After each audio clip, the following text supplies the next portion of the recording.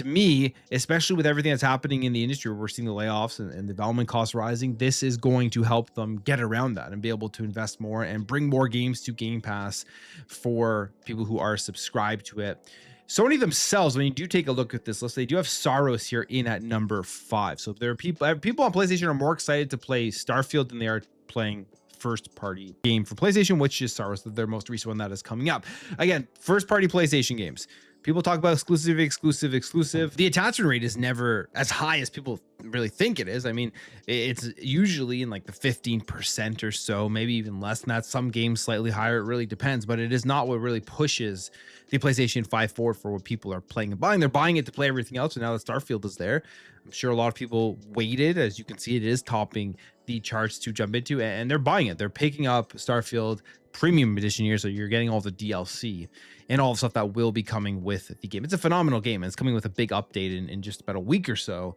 So it's a perfect time to jump in if you haven't jumped in yet to play it. All right, let's talk some Xbox ROG Ally X updates that are coming, which will make, I think, the overall experience better. And again, this is a continuation of updates that we are going to see with this Xbox user interface that I think is going to span over to the next generation of Xbox, at least on the PC side of the PC console hybrid within Project Helix.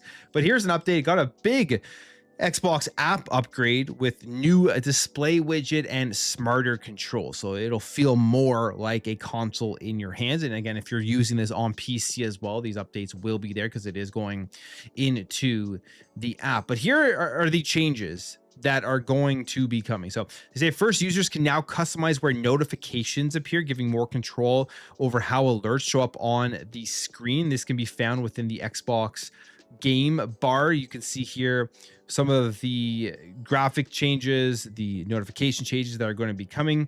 There is also a new display widget available through the game bar overlay, allowing users to change display resolution, switch projection modes, and access auto super resolution, which is set to release in April. So here it is.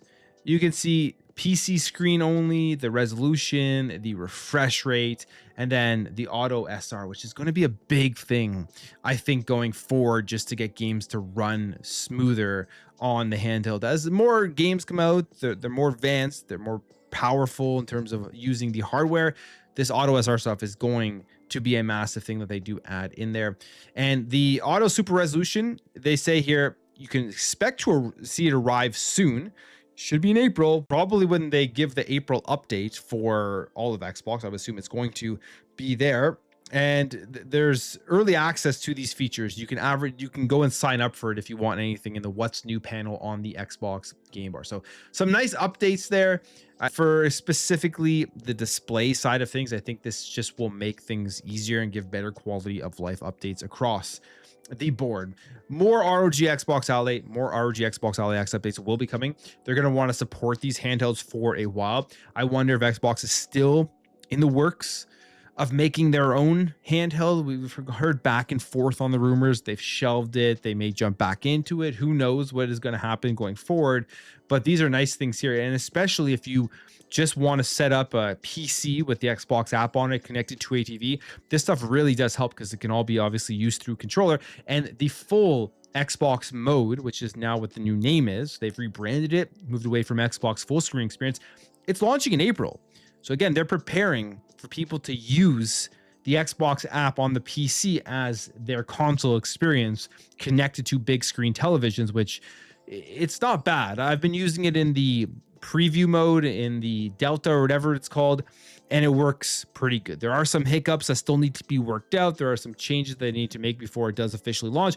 Hopefully when it does launch though, some of the things that I've been running into, such as at times, if you're playing on just a regular TV, the actual controller input to log in doesn't always get recognized, and it's a glitch that I've read about online that needs to be fixed. So hopefully that type of stuff is worked out by the time this fully does launch. We got more layoffs yesterday, and this one at Eidos Montreal, they're laying off more people, but it's actually going to be affecting Fable here in a little way because they were working with them, if you do recall, with the development of Fable. So Fable, Grounded 2, the co-developer, they're losing the studio head following these mass layoffs. So they've worked with Eidos Montreal on multiple different things, and unfortunately, this will have somewhat of an effect on them as well. And of course, everybody who's losing the job, because there's 124 people, hopefully they end up landing on their feet. It's always an unfortunate thing when you do see this. This comes from Eidos Montreal. They put out a LinkedIn post and they say their 124 employees will be affected by this. And they say after many years, head of the studio, David and Fossey and Eidos Montreal are parting ways. So he is the guy, he was the head that helped in the co-development of Fable and Grounded 2. They say the team at Eidos Montreal hasn't shipped its own game for a good few years at this point, but it has worked as a co-developer on numerous projects, including Fable and Grounded 2 for Microsoft. So I wonder if that will have any effect, because they do say they're unclear whether the studio was still working on those games prior to these layoffs.